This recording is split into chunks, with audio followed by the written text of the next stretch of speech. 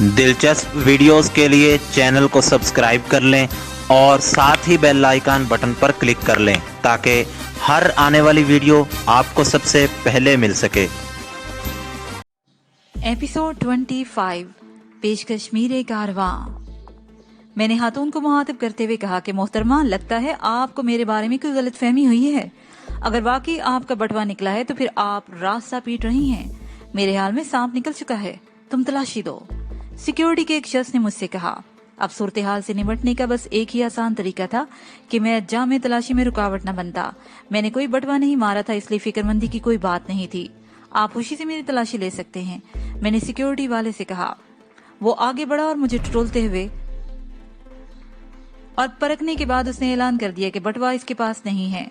मजमे में मौजूद एक शख्स ने हिया लड़ाई की। इसने बटवा अपनी साथी को दे दिया होगा, ये क्या बकवास है। मैंने चीख कर कहा, मैं तुम लोगों की चीफ से बात करता हूँ साहब, इसमें गुस्सा करने वाली कौन सी बात है। सिक्योरिटी वाला कदरे नरमी से बोला, बटवा आपके पास से तो बरामद नहीं हुआ, और अगर आप लोगों का इस मामले से कोई ताल्लुक नहीं तो आपकी साथी के पास भी वो बटवा नहीं मिलेगा। आप फिक्र न करें, हमारा लेडीज स्टाफ इनकी तलाशी लेगा। वैसे आप चाहें तो हमारे चीफ से बात कर सकते हैं।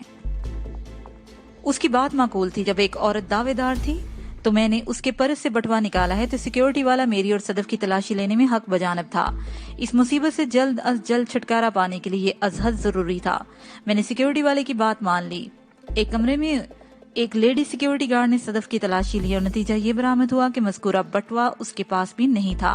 अब सिक्योरिटी वालों के पास हमें रोकने या हमारे खिलाफ किसी भी किस्म की कार्रवाई करने का कोई जवाब नहीं था, लिहाजा माजरत के बाद हमें फारिग कर दिया गया।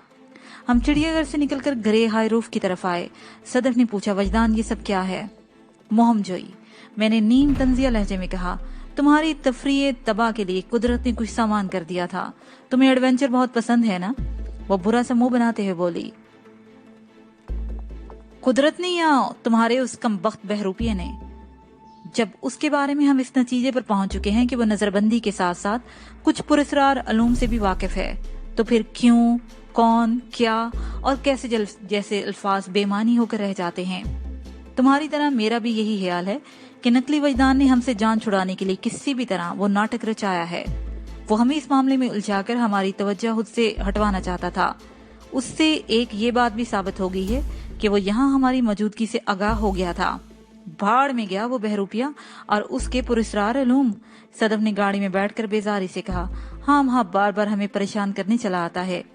मैंने हाई रूफ स्टार्ट किया और चिड़ियाघर से बाहर निकलकर उसे माल रोड पर ले आया। अब हमारा रुख रीगल की जानिब था। मैंने सदफ को छेड़ने की गर्ज से कहा, अगर बहरूपिया तुम्हारे ख्यालात से आगाह हो गया तो वो तुम्हारी शामत ले आएगा। वो बेपरवाही से कंधे झुकाते हुए बोली, मेरी बला से मैं उससे नहीं डरती। अगर उसमें हिम्मत है तो सामने आकर मेरा मुकाबला करे। वो तो अब भी तक एक भगोड़े का किरदार अदा कर रहा है। वो एक लम्हे को रुकी, फिर इजाफा करते हुए बोली, वैसे वजदान, तुम्हारी ये नकल बिल्कुल तुम्हारी ही तरह पेचीदा है। मुझ में ऐसी क्या पेचीदगी तुमने देख ली। अच्छा सवाल है, वो एक कहका लगाते हुए बोली। खैर, तुम्हारे सवाल का मैं किसी मुनासिब मौके पर जवाब दूंगी। गोया तुम ये कहना चाहती हो कि ये मौका मुनासिब नहीं। खैर, ऐसी भी कोई बात नहीं। फिर कैसी बात है। कुछ नहीं। उसके गुरेज और हिचकिचाहट ने मुझे उकसाया। नकली वजदान ने अपने रवैये से हासी कोफत में हमें मुब्तला किया था। मैंने सदस्य से तफरीह लेते हुए कहा, मैंने तुम्हारी बात से ये नतीजा अहस किया है कि तुम दिल में बहरूपिये से डर रही हो, इसीलिए लब कुशाई में हिचकिचा रही हो। वरना मेरे सवालात इतने पेचीदा और मुश्किल नहीं है कि उनके जवाब देने के लिए किसी खास मौके का इंतजार किया जाए। मेरी बात खत्म हुई तो वो तड़क कर बोली, वजदान, इस भगोड़े से डरती है मेरी जूती। जूता और जूती। मैंने गाड़ी को बाएं जाने फातिमा जना रोड पर मोड़ते हुए कहा, ये दोनों बेजुबान और बेजान हैं, इसलिए ये किसी से नहीं डरती, बल्कि हजरत इंसान दूसरे इंसानों को डराने के लिए बाज़-औक़ात इनसे काम लेता है। वो जले कुटे अंदाज में बोली, वो खबीस मुझे कहीं भी इंसान नहीं लगता। हजरत इंसान तो बहुत दूर की बात है। अगर वो मेरे सामने आए तो मैं इसका मुंह नोच लूंगी। बहुत खूब, मैंने ज़ेर मुस्कुराते हुए कहा। वजदान कमाल हो गया। सदफ की सरसराती ही आवाज मेरी समाज से पहुंची। शायद उस बहरूपिये ने हमारी बातें सुन ली हैं। वो देखो, उसने उंगली से एक जानिब इशारा किया। वो उसकी सुर्ख जीप। मैंने सदफ के इशारे की तकलीद में निगाह दौड़ाई और मुझे लैंड क्रूजर नजर आ गई। वो प्लाजा सिनेमा से जरा से आगे गाड़ियों के एक शोरूम के बाहर नजर आ रहा था। मैंने सेकंड के 1000वें हिस्से में उसकी जीप की नंबर प्लेट देख ली थी। वो वाकई नकली वजदान ही था। इस मर्तबा भी हमारी निगाहें उसकी पुश्त तक ही महदूद रहीं। दोनों गाड़ियों में एक महसूस फासला बरकरार था। इस वक्त हम फातिमा जनाब मेडिकल कॉलेज के सामने से गुजर रहे थे जब सदफ ने सटपटाए हुए लहजे में मुझसे पूछा, आखिर ये हमसे क्या चाहता है? हमसे नहीं बल्कि सिर्फ मुझसे, मैंने तस्दीक करते हुए कहा। उसकी दोस्ती और दुश्मनी सिर्फ और सिर्फ मुझ तक महदूद है। अब तक मैं फैसला नहीं कर पाया हूँ कि उसे दोस्त समझूं या दुश्मन। सदफ ने उकताहट अमेज लहजे में कहा, ऐसे शख्स से दोस्ती कैसे हो सकती है जो कदम कदम पर तकलीफ का बायस हो? मैंने कहा कि अभी तक उसने मुझे वाज़ेह तौर पर कोई नुकसान नहीं पहुंचाया और न ही फायदा। मैं एक लम्हे को रुका, फिर बात जारी रखते हुए बोला, और जहां तक उसके मौजूदा रवैये की बात है तो इसमें उसे कसूरवार नहीं ठहराया जा सकता। हम अपनी मर्जी से उसके ताक़ुब में लगे हुए हैं और कोफ्त उठा रहे हैं। ये अच्छी मंतक है। वो हफ्की से बोली, वजदान, तुम्हारी बातों से तो यही जाहिर हो रहा है कि तुम नकली वजदान की हमायत कर रहे हो। कहीं इसने कुछ पढ़कर तुम पर फूंक तो नहीं दिया? मैंने कहा, ऐसी कोई बात नहीं। अगर ठंडे दिलो दिमाग से हालात का तज्जिया करो तो तुम भी इसी नतीजे पर पहुंचोगी जहां मैं पहुंच चुका हूं। मैं ऐसे फजूल तज्जियों के चक्कर में नहीं पड़ना चाहती। वो लाताल्लुकी का रवैया अपनाते हुए बोली, तो मुझे आइंदा के प्रोग्राम के बारे में बता दो। मैंने ठहरे हुए लहजे में कहा, हम सैयदपुर जा रहे हैं। क्या इसके साथ साथ? वो भूमि सकेड़ते हुए बोली, इसकी रहनुमाई में?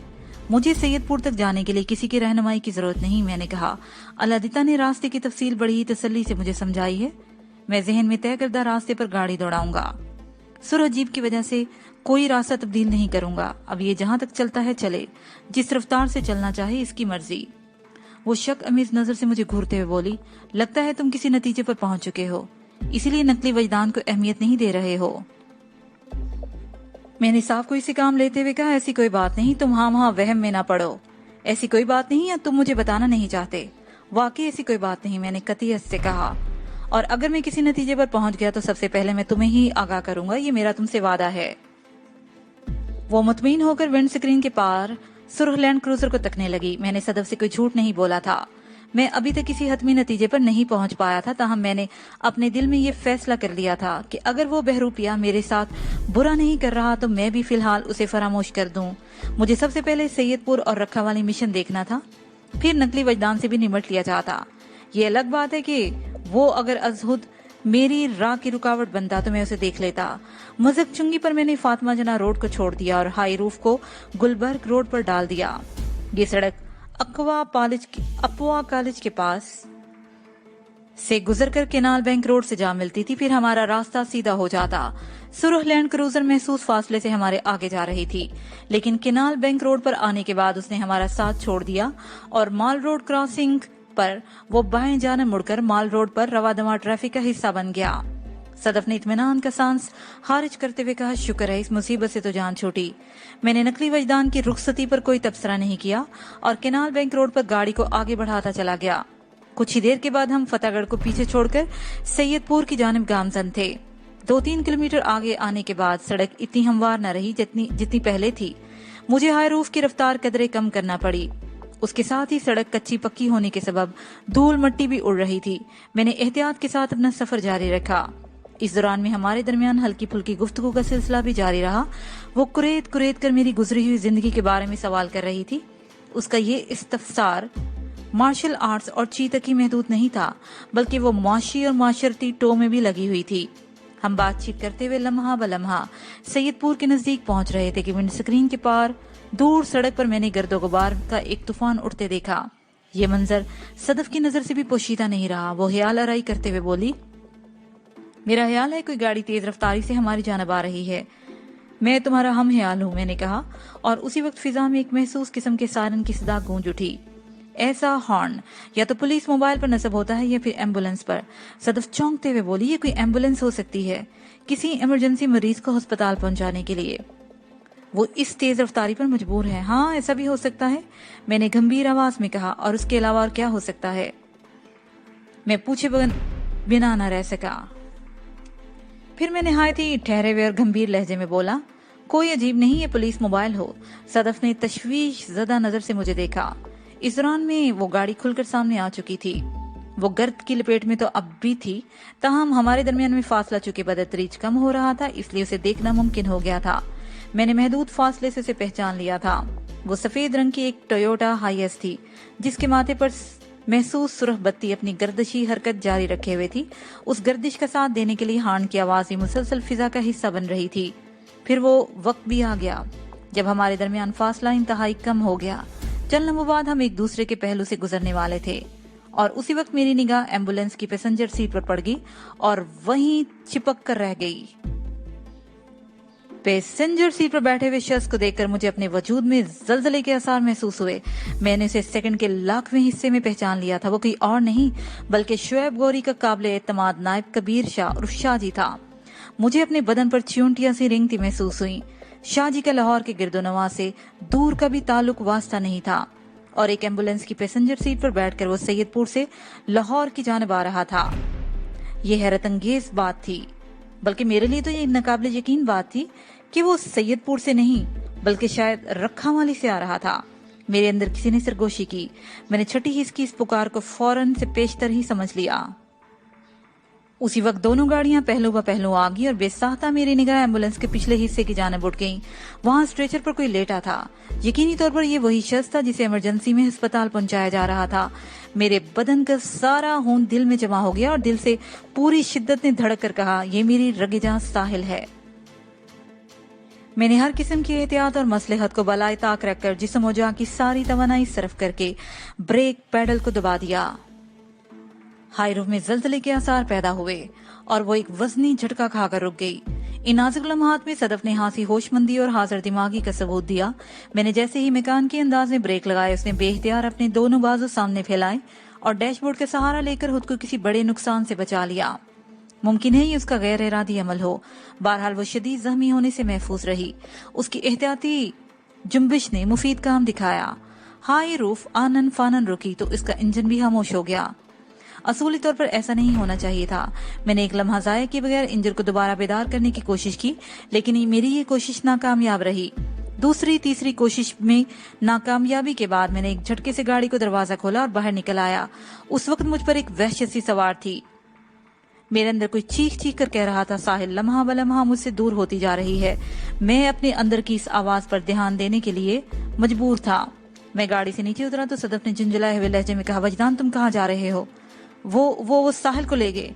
मैंने बेखुदी के आलम में कहा। सदफ अपनी साइड का दरवाजा खोलकर हाई रूफ से नीचे उतर आई और हैरत भरी नजर से मुझे तकते हुए बोली, तुम किस साहिल का जिक्र कर रहे हो? वो जो हाईएस में स्ट्रेचर पर थी। मेरे लहजे में जुनून किसी अमेजिश थी। कबीर शाह उसे कहीं लेकर जा रहा है। वो पहली फुर्सत में मुझे साहिल तक पहुंचना है।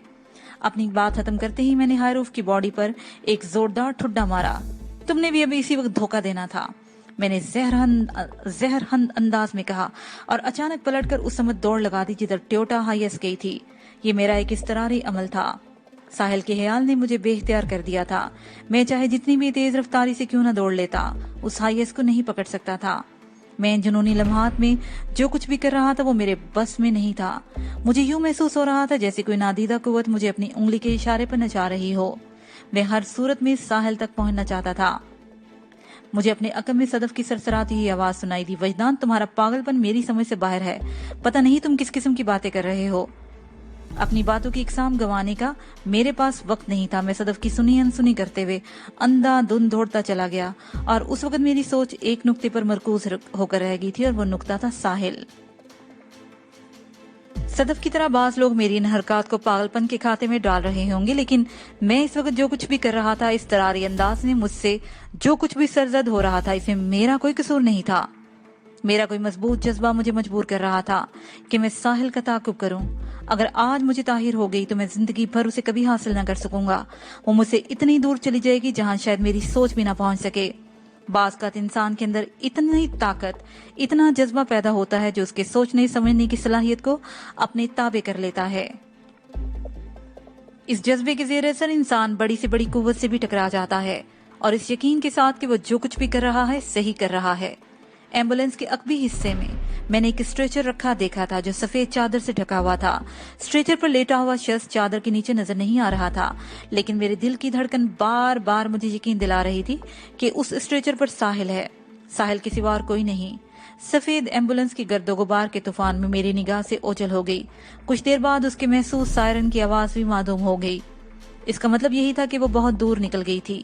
اس احساس نے مجھے حد درجہ تکلیف پہنچائی کہ میں دوڑ کر اس ایمبولینس تک نہیں پہنچ سکتا تھا۔ تو کیا میں ساحل کو کبھی نہیں پا سکوں گا؟ اس سوال نے مجھے سر تپا لرزا دیا۔ میں نے ساحل کی جدائی میں پہلے ہی بہت تکلیف اٹھائی تھی۔ لاتعداد نامہربان لمحات ہمارے درمیان حائل ہو کر رہ گئے تھے۔ میں نے کئی بے قرار شامیں اور بے کیف صبحیں اس کے بغیر گزاری تھی۔ میرے قدم یک بجک رک گئے۔ میں حقیقت پسندانہ انداز میں ایک عملی انسان کی طرح ساحل کے بارے میں سوچنے لگا۔ میں نے ایمبولینس کی پیسنجر سیٹ پر کبیر شاہ کو بیٹھے دیکھا تھا اور میرے دل میں یہ احساس جاگا تھا کہ وہ رکھا مالی سے آ رہا ہے۔ لیکن حیرت انگیز بات یہ تھی کہ ایمبولینس والوں نے ایک لمحے کے لیے بھی گاڑی روکنے کی ضرورت محسوس نہیں کی تھی۔ اس سے یہی ظاہر ہوتا تھا کہ کبیر شاہ عرف شاہ جی نے مجھ پر توجہ نہیں دی۔ یقینی طور پر اس نے مجھے نہیں دیکھا ہوگا۔ کبیر شاہ میرے دشمن جاں شعیب گوری کا دستے راست تھا۔ اگر اس نے ہائی روف میں مجھے دیکھ لیا ہوتا تو وہ رکے بنا رہ ہی نہیں سکتا تھا۔ مجھے اس بات پر بھی حیرت تھی کہ خوفناک بریک کی آواز نے بھی انہیں ہماری جانب متوجہ نہیں کیا تھا۔ شاید وہ کسی ایمرجنسی میں بھاگے چلے جا رہے تھے۔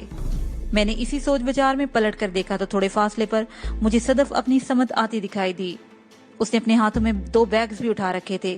یہ یقیناً وہی بیگز تھے جو ہائی روف کی عقبی نشست پر رکھے تھے۔ صدف نے بیگز اپنے ساتھ لا کر عقل مندی کا ثبوت دیا۔ ہائی روف کسی خرابی یا پھر ہماری ناواقفیت کے باعث ہمارے کام کی نہیں رہی تھی۔ ہمیں لاہور کی طرف جانے کے لیے کسی اور سواری کا بندوبست کرنا تھا اور جلد از جلد کرنا تھا۔ صدف نے اپنی طرف آتے دیکھ ایک گاڑی کو رکنے کا اشارہ کیا، لیکن وہ گاڑی سیدھا آگے بڑھ گئی۔ پھر صدف میری طرف بڑھ گئی۔ میں سفید ایمبولینس کے بارے میں سوچنے لگا۔ اس گاڑی کا نمبر میرے ذہن میں نقش ہو کر رہ گیا تھا، 1369۔ میں نے زیر لب نمبر کو دہرایا اور پھر لوگو میری یادداشت میں چمکنے لگا۔ میں نے اس ایمبولینس کی باڈی پر جو دکھا تھا وہ ایک معروف پرائیویٹ ہسپتال کا محسوس لوگو تھا۔ میری معلومات کے مطابق وہ ہسپتال نیو کیمپس کے علاقے میں واقع تھا اور اس وقت مجھے اپنی مضبوط یادداشت اور قوت مشاہدہ پر ازحد مسرت ہوئی۔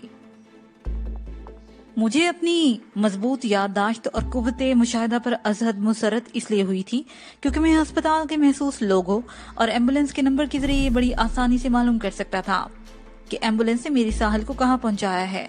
غالب امکان اسی بات کا تھا کہ اسے مذکورہ پرائیویٹ ہسپتال میں ہی پہنچایا گیا ہوگا۔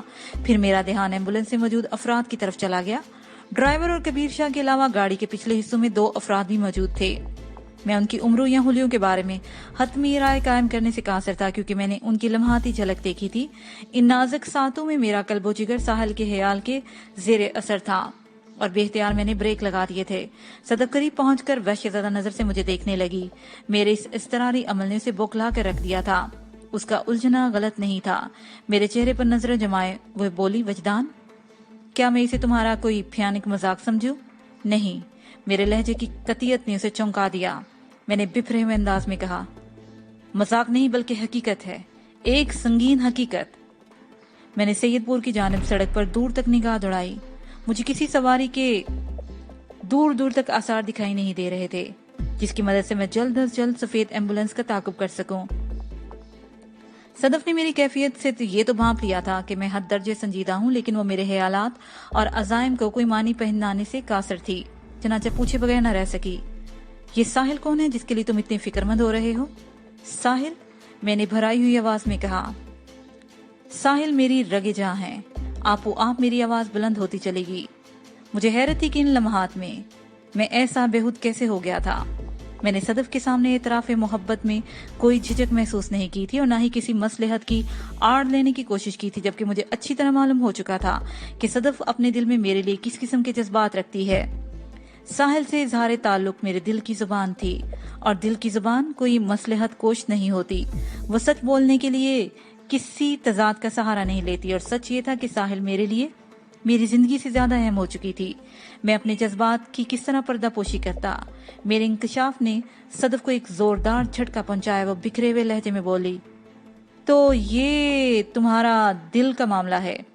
صدف کے الفاظ میں پوشیدہ چھناکا بڑی وضاحت کے ساتھ میری سماعت سے ٹکرایا تھا۔ میں نے محسوس کیا کہ اس کے اندر کوئی کانچ کا محل مسمار ہوا تھا جس کی مہلک کرچیوں نے اس کو اندر تک لہو لہان کر کے رکھ دیا تھا۔ تکلیف کے اثار اس کے چہرے کے ایک ایک نقش سے ظاہر ہو رہے تھے۔ मैं उन लम्हात में सदफ की दिलजोई का सामान करने से कासिर था। कोई और लम्हा होता तो शायद मैं उसे समझाने की कोशिश करता, लेकिन सरेदस्त में उसे उसके हाल पर छोड़ दिया और किसी सवारी की तलाश में मेरी निगाह बल खाती हुई कच्ची पड़ी पक्की सड़क को नापने लगी। उसी लम्हे सैयदपुर की जानिब से उठने वाला गर्दो गुबार का एक तूफान मेरी नजर में आ गया। कोई हैवी गाड़ी बड़ी तेजी से हमारी जानिब आ रही थी। वो गाड़ी मेरे लिए किसी उम्मीद की किरण की माने थी। मैंने फैसला कर लिया कि वो जो कोई भी है, मैं उसे रोकने की कोशिश करूंगा और हर मुमकिन तौर पर उसे लाहौर की तरफ लेकर जाऊंगा। सदफ ने भी उस धूल उड़ाती गाड़ी को देख लिया था। वो मेरे नजदीक आ गई। मैं उसके चेहरे पर निगाह दौड़ाई तो मुझे हैरत एक झटका लगा। थोड़ी देर पहले उसका चेहरा गम की तस्वीर बना हुआ था, लेकिन अब वो बड़ी ही पुरसुकून दिखाई दे रही थी। इसका तो यही मतलब था कि या तो उसने साहिल के लिए मेरे इंकशाफ को कोई अहमियत ही नहीं दी थी, या फिर वो बड़े जब्त का हौसला रखती थी। दूसरी बात ही दुरुस्त लगती थी, क्योंकि उसने साहिल के मामले को नजरअंदाज किया होता तो फिर वो उसके चेहरे पर दुख के आसार नमूदार ना होते। मैं फौरी तौर पर इस नतीजे पर पहुंचा कि वो सब कुछ पी गई थी, चाहे वक्ती तौर पर ही सही। उसने बड़ी ही खूबसूरती से अपने जज्बात पर काबू पा लिया था। मैं उसकी मजबूत कुव्वते इरादी का एक मर्तबा फिर कायल हो गया। घर के तूफान में लिपटी हुई वो गाड़ी लम्हा ब लम्हा करीब आ रही थी। सदफ ने स्पाट लहजे में कहा, साहिल के बारे में तो फिर मैं फुर्सत में तुमसे बात करूंगी, लेकिन इतना तो बता दो कि तुमने कैसे अंदाजा लगा लिया कि इस एम्बुलेंस में कोई औरत भी मौजूद है? मैंने तो किसी को नहीं देखा। कहीं तुम्हें कोई धोखा तो नहीं हुआ? सवाल ही पैदा नहीं होता सदफ, मैंने दो टोक लहजे में कहा। एम्बुलेंस में रखे स्ट्रेचर पर साहिल के सिवा और कोई हो ही नहीं सकता। वो बेयकीनी से मुझे तकने लगी। मैंने महसूस किया कि उसे मेरी दिमागी कैफियत पर जैसे शुबा हो रहा था। स्ट्रेचर सफेद चादर से ढका हुआ था और इस किस्म का शक करने में वो हक बजानिब भी थी। चल में मेरे चेहरे का जायजा लेने के बाद उसने गंभीर आवाज में कहा, मैं तुम्हारी हालत को देखते हुए किसी तकरार को मुनासिब नहीं समझती। जरा फुर्सत मुयस्सर आ जाए तो फिर तफसीली बात होगी। वैसे पिछले 15 मिनट में यहाँ जो कुछ पेश आया है वो मेरे लिए नाकाबिल यकीन और उलझन का सबब है। मैं तुम्हारी हर उलझन का सुलझन पेश कर दूंगा। मैंने गाड़ी की तरफ देखते हुए सरसरी लहजे में कहा, फिलहाल तो मुझे पहली फुर्सत में साहिल तक पहुंचना है। वो खामोश होकर मुझे इंतहाई हमदर्दाना निगाह से तकने लगी। मैं अपनी जानिब आती गाड़ी की तरफ देखते हुए हाथ हिलाने लगा। मैं वाज़ेह तौर पर उसे रुकने का इशारा कर रहा था। ड्राइवर ने मेरे इशारे को समझ लिया और वो गाड़ी हमारे नजदीक पहुंचकर रुक गई। वो एक खुली टोयोटा हाइलक्स थी, जिसके अकबी हिस्से खुले में लगभग 2 दर्जन दूध के ड्रम रखे नजर आ रहे थे। वो बार बारदारी में इस्तेमाल होने वाली हैवी गाड़ी थी जो दूध के ड्रम्स को कहीं पहुंचाने जा रही थी। मैंने गर्दन झुकाकर ड्राइविंग कैबिन में नजर दौड़ाई। वहां ड्राइवर के सिवा और कोई मौजूद नहीं था। मैंने हट्टे कट्टे ड्राइवर की तरफ देखते हुए कहा, हमारी गाड़ी में कोई संजीदा खराबी पैदा हो गई है, तुम हमें अपनी गाड़ी में लिफ्ट दे सकते हो? उसने पहले सर तपा मेरा जायजा लिया और फिर उसकी नजर मेरे पीछे खड़ी सदफ के सरापा से जा टकराई। वो चंद लम्हे तक इस नजारे में खोया रहा। मुझे ड्राइवर की यह आमियाना हरकत सख्त ही नागवार गुजरी। ताहम मैंने किसी संगीन रद्देमल का मुजाहरा नहीं किया। हमें फौरी तौर पर उसकी गाड़ी की जरूरत थी। ड्राइवर ने बदस्तूर सदफ की तरफ देखते हुए पूछा, कहाँ जाओगे बाबूजी? जाना तो लाहौर है। मैंने जल्दी से कहा, तुम जहां तक मुमकिन हो हमें लिफ्ट दे दो, आगे हम कोई टैक्सी वगैरह पकड़ लेंगे। और आप लोग की गाड़ी? उसने हाई रूफ की जानिब इशारा किया। उसके बारे में बाद में सोचेंगे, मैंने सरसरी अंदाज में कहा। उसने एक मरतबा फिर हाई रूफ की तरफ देखा और कयासरई करते हुए बोला, आप तो लाहौर की महालिफ सबत में जा रहे थे। उसकी आंखों में शक की परछाई नमूदार हुई। अगर मैं चाहता तो उस तनोमन ड्राइवर की मोटी गर्दन पर 2 हाथ आसमान कर उसे हाईलक्स से बाहर निकाल फेंकता और गाड़ी लेकर चंपत हो जाता, लेकिन अब भी उंगली टेढ़ी करने की नौबत नहीं आई थी। मैंने कहा, यार तुम तो हमसे इस तरह जिरा कर रहे हो जैसे हम अदालत में मुजरमों की तरह खड़े हों। हमारी गाड़ी और उसका रुख गया जहन्नुम में। तुम इस मुश्किल वक्त में हमें अपनी गाड़ी में लिफ्ट दे सकते हो या नहीं? मैंने एक लम्हे का तवक्कुफ करके इजाफा किया। वैसे इतना बता दें कि हम सैयदपुर जा रहे थे।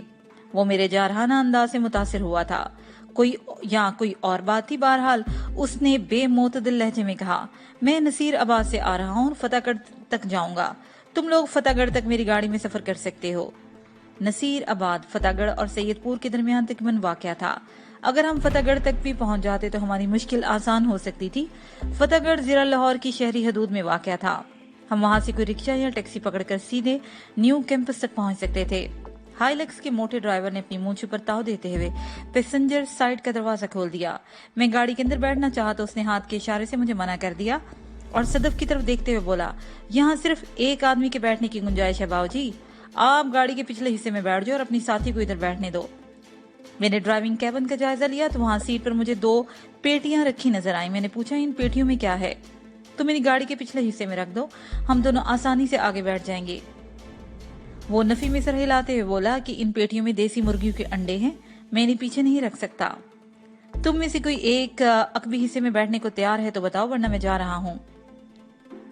सदफ का गाड़ी के खुले हिस्से में दूध के ड्रम्स के साथ बैठना मुनासिब नहीं था, लिहाजा मैंने उसे पैसेंजर सीट पर बैठने का मौका फराहम किया। खुद उछक कर हाइलक्स के पिछले हिस्से में सवार हो गया। अगले ही लम्हे हैवी गाड़ी एक झटके से आगे बढ़ गई। मैंने रिस्ट वॉच पर निगाह डाली। इस वक्त दोपहर के 11:15 बजे थे। सफेद टोयोटा हाईएस्ट एम्बुलेंस के रूप में 15-20 मिनट हमसे आगे थी और उसकी रफ्तार भी हमसे कहीं ज्यादा थी। जल्द ही मुझे एहसास हो गया कि अगर मैं हाइलक्स के ड्राइवर के रहमो करम पर रहा तो मेरे और उनके दरमियान में फासला बदतरीज बढ़ता जाएगा। हाइलक्स जिस रफ्तार से हम तक पहुंची थी वो अब बरकरार नहीं थी। अब वो निहायत ही सुस्त रफ्तारी से ड्राइवर गाड़ी चला रहा था। मुझे उस मोटे ताजे मूंछों वाले ड्राइवर पर सख्त गुस्सा आया। मैं उसके खिलाफ कोई कदम उठाने के बारे में सोच ही रहा था कि ड्राइविंग कैबिन में एक तूफान उमड़ आया। इससे पहले कि मैं इस तूफान को समझ पाता, हाइलक्स के ब्रेक चरचराए, गाड़ी एक झटका लेकर रुक गई। मैं उछलकर अकबी से नीचे उतरा। उस वक्त ध्यान सदफ की तरफ चला गया। वो मुझे एक्शन में नजर आई। उसके हाथ मशीनी अंदाज में हरकत करते हुए ड्राइवर की गत बना रहे थे। एक पल में मैंने अंदाजा लगा लिया कि उस मोटे सोर ने सदफ के साथ किसी बदतमीजी की कोशिश की थी। फिर मेरे जहन में ड्राइवर की वो हरीसाना नजर चमकी जो वो सदफ पर डाल रहा था, और अब वो अपनी उसी गंदी नजर का हमियाजा भी भुगत रहा था। मैं ड्राइविंग साइड की तरफ बढ़ा ताकि दरवाजे को खोलकर हट्टे कट्टे ड्राइवर को बाहर खींच सकूं, लेकिन इस सिलसिले में मुझे अपने हाथों को जहमत देने की जरूरत ही महसूस नहीं हुई।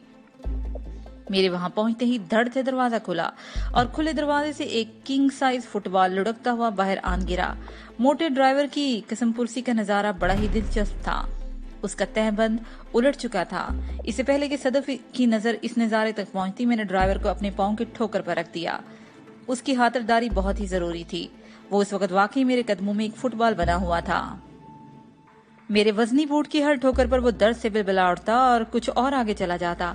5-10 सेकंड तक ये सिलसिला जारी रहा। फिर वो मोटा ड्राइवर चारों खाने चित होकर हाँपने लगा। बात ये थी कि इस हालत में तहबंद उसने उसकी सतरपोशी नहीं की थी। मैंने तहकीर अमेज नजर से उसे देखा और हाथ बढ़ाकर हाइलक्स की तरफ बढ़ गया। सदफ ने एक अक्लबंदी ये की थी कि हमारे पीछे नहीं आई थी। वो अपनी कमर पर हाथ रखे गाड़ी के करीब ही खड़ी थी। मैं उसके पास आया और पूछा, क्या हो गया था सदफ? उसने मेरे सवाल का जवाब नहीं दिया और ठहरे हुए लहजे में बोली, वजदान, तुम अपनी साहल तक पहुंचना है और हमारे पास वक्त बहुत कम है। जल्दी से गाड़ी में आ जाओ, हरी अप। सदफ के उस लहजे ने मुझे हैरत में डाल दिया था। वो इस वक्त एक बदली हुई सदफ नजर आ रही थी जिसके अंदाज में सिर्फ और सिर्फ मेरा ही ख्याल था। वो सर तपा मेरी हमदर्द दिखाई दे रही थी।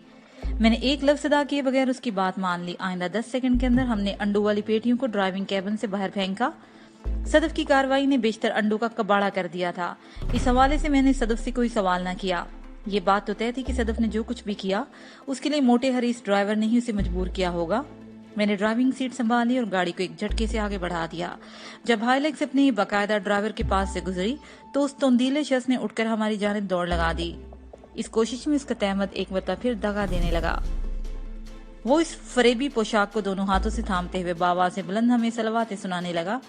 वो बेचारा करता भी क्या, हम उसकी पहुंच से बहुत दूर जा निकले थे। वो अपनी चरबेली तोंद को संभालता या अपने तहमत को। वो बड़े ही मुस्कहेज अंदाज में दौड़ने की पूरी कोशिश कर रहा था, लेकिन बेबसी ने उसकी हर कोशिश ही नाकाम बना दी थी। अपनी नाकामी के मातम के तौर पर वो हमें गालियों में तोल रहा था। थोड़ी ही देर के बाद उसकी हरफात हमारी समात की पहुंच से बहुत पीछे रह गई। टोयोटा हाइलक्स ने अच्छी खासी रफ्तार पकड़ ली थी। सदफ ने एक तवील सांस खारिज की और जहरीले लहजे में बोली, उस बदतमीज की यही सजा थी। सदफ के इस जुमले ने मेरे ख्यालात की तस्दीक कर दी। ये पूछने की जरूरत नहीं थी कि इस मोटे छिछोरे ने सदफ के साथ क्या बदतमीजी की होगी। सदफ 1 दर्जन ओछू से तनहा निमट सकती थी। मैंने सड़क पर निगाह जमाई और गाड़ी की रफ्तार को बदतरीज बढ़ाता चला गया। टोयोटा हाइलक्स में बहुत ही ताकतवर इंजन नस्ब होता है जिसके बलबोते पर गाड़ी को निहायत ही तेज रफ्तारी से दौड़ाया जा सकता है। इस गाड़ी की मुस्तदी और फालियत का अंदाजा इस बात से लगाया जा सकता है कि इसे पुलिस वाले खास तौर पर मोबाइल की सूरत में इस्तेमाल करते हैं। गाड़ी के ड्राइविंग कैबिन में खामोशी तारी थी। जल्द ही हमने फतेहगढ़ को पीछे छोड़ दिया। हमारे दरमियान हायल खामोशी को सदफ ने तोड़ा। वो विंड स्क्रीन के पार देखते हुए बोली, वजदान, हमारे दरमियान अच्छा खासा फासला कायम हो चुका है। हकीकत तो यह है कि तुम चाहे जितनी भी रफ्तार बढ़ा लो, एम्बुलेंस को नहीं पकड़ सकते। वो एक लम्हे के लिए भी नहीं रुकी और ना ही उसका ऐसा कोई इरादा नजर आ रहा था। वो तूफानी रफ्तार से हवा में उड़ी जा रही थी। तुम किस तवक्का पर उसका ताक़ुब कर रहे हो? मैंने सदफ की बात पर गौर किया तो उसके अल्फाज की सदाकत को मानना पड़ा। ताहम मैंने अपनी वहशत के जेरे असर उसे जवाब दिया, मैं इसी तवक्का पर साहिल का ताक़ुब कर रहा हूँ कि उम्मीद पर दुनिया कायम है। फिर एक लम्हे का वक्फा देकर मैंने मजीद कहा, मेरे नजदीक तवक्का और उम्मीद में कुछ ज्यादा फर्क नहीं है। सदफ ने समेत एम्बुलेंस के ताक़ुब की बात की थी, लेकिन मैंने उसे जवाब साहिल के हवाले से दिया था। उस वक्त साहिल मेरी सोच का मुहीत बनी हुई थी। मेरे तमाम तरह हालात उसकी जात के अंदर गर्दिश कर रहे थे।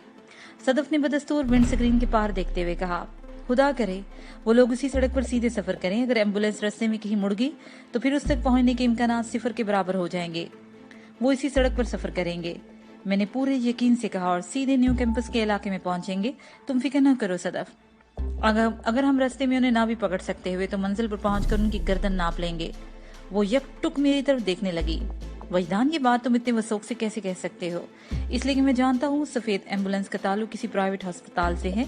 मैंने फतेहगढ़ और मुगलपुर के दरमियान गाड़ी दौड़ाते हुए कहा, मज़कूरा अस्पताल न्यू कैंपस के इलाके में वाक़या है। फिर मैंने उसे एम्बुलेंस पर मौजूद महसूस लोगों के बारे में बताया और ये भी बताया कि मैं उस प्राइवेट अस्पताल के बारे में अच्छी तरह जानता हूँ। वो मेरी बातों से हाथ ही मुतासिर हुई कि मैंने चंद रोज के अंदर अंदर लाहौर के बारे में काफी ज्यादा मुफीद मालूमात हासिल कर ली थी। अल्लाह करे वो लोग सीधे अस्पताल ही जाएं। सदफ ने सिद्ध के दिल से कहा। मैंने दिल में उसकी नेक ख्वाहिशात पर आमीन कहा और पूरी तवज्जो ड्राइविंग पर मरकूज रखी। हम मुगलपुरा के करीब पहुंच रहे थे। नहर के किनारे किनारे ये सफर हमें सीधा न्यू कैंपस पहुंचा देता। शहरी हदूद में दाखिल होने के बाद सड़क निहायत ही हमवार हो गई थी, जिसके सबब रफ्तार बढ़ाने में किसी दिक्कत का सामना नहीं हो रहा था। अभी तक उस सफेद एम्बुलेंस की झलक दिखाई नहीं दी थी। मुझे उम्मीद थी कि वो इस वक्त न्यू कैंपस में दाखिल हो चुकी होगी या दाखिल होने ही वाली होगी। जिस नहर के किनारे हम महवे सफर थे वो न्यू कैंपस के इलाके के क्लब से गुजरती थी। अगर मैं इसी रफ्तार से हाईलक्स भगाता रहता तो ज्यादा से ज्यादा आधे घंटे में मज़कूरा अस्पताल के गेट के बाहर खड़ा होता। सदफ किसी गहरी सोच में डूबी हुई थी। वो साहिल के बारे में बहुत ही मोहतात रवि से काम ले रही थी। मैं ड्राइविंग के दौरान में एक दो मरतबा निगाह उठाकर उसकी तरफ देखा तो वो मेरी जानिब मुतवज्जा हो गई। वजदान, तुमने किसी कबीर शाह का जिक्र किया था। उसने सरसरी लहजे में पूछा, इसे तुमसे क्या दुश्मनी है जो वो साहिल को लेके जा रहा है? मैंने ठहरे हुए लहजे में कहा कि दोस्ती और दुश्मनी पर बाद में तफसीली बात होगी। फिलहाल इतना जान लो कि कबीर शाह मेरे खतरनाक दुश्मन का दस्ते रास्त है, जिसका इदारा तुम्हारे कराची वाले बंगले से ज्यादा दूर नहीं, उसी पार्क में जहां पर एक खूबसूरत मस्जिद भी बनवाई हुई थी, जहां पर हमारी पहली मुलाकात हुई थी। सदफ के लहजे में हैरत का अंसर नुमाया था। मैंने इस बात में सर हिलाते हुए कहा, वक्त बदलते हुए देर नहीं लगती। इन दिनों ये कबीर शाह और इसका बास शुएब गौरी मेरे दोस्तों में शुमार होते थे और मैं इन्हीं के ठिकाने पर ठहरा हुआ था। आज मैं और शुएब गौरी एक दूसरे की जानी दुश्मन हैं। इसके साथ ही ये पार्ट अपने इख्तिताम को पहुंचा।